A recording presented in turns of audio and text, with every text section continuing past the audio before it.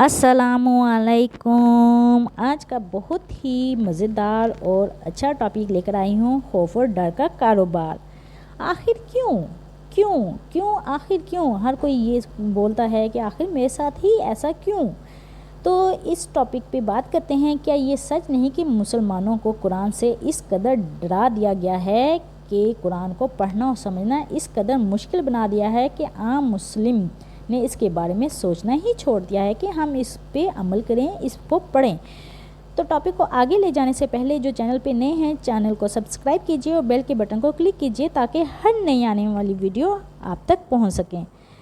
तो वो करें भी क्या जिनको बताया जाए कि इनकी घुट्टी में डाल दिया जाए कि कुरान मत पढ़ना वरना गुमराह हो जाओगे। क्या तुम्हें नहीं मालूम कुरान समझने के लिए 17 उलूम दरकार हैं।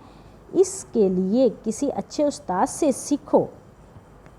लानतुल्लाह अलल काज़िबीन, यानी कि ऐसे लोगों पर अल्लाह ताला की लानत होती है। आप खुद ही बताएं, आम आदमी अब क्या करे जब कुरान को छूने, रखने, पढ़ने और समझने पर इस कदर झूठी पाबंदियाँ लगा दी गई हैं कि हमारे लिए इसको सर पर रख कर लड़की रुखसत करना तो आसान है, लेकिन इसको खोलकर पढ़ना पहाड़ खोदने के बराबर है।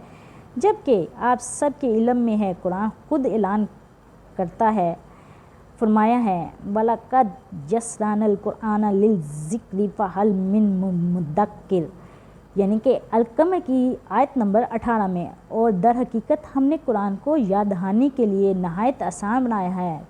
तू है कोई याद दहानी सबक हासिल करने वाला। तो कुरान के असल मकसद को इसकी खाई में से पहुँचाने तक सदियों प्लानिंग है, जिसमें वक्त के अरब अख्तियार हुक्मरान और वक्त के अक्सर उलमा और आलम दीन बराबर में से शामिल हैं। इनकी मली बिगत यानी अवाम को कुरान से डरा कर इससे दूर रख कर फ़िरक़ों में उलझा दिया गया है ताकि वो इसके असल मकसद और पैगाम को समझ ही ना सकें।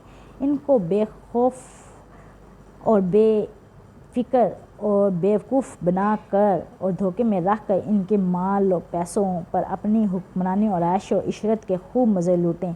क्या इन लोगों को इन सदियों की मेहनत को इंटरनेट की नेमत चंद सालों में ख़त्म कर सकती है?